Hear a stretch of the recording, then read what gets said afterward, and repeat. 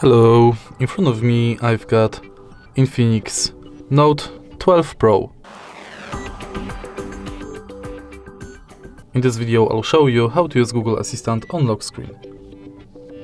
In the beginning, let's go to Google app and enter menu. Now go to Settings, Google Assistant, Voice Match, and now switch this button to enable Hey Google function. Let's try it out. Hey Google.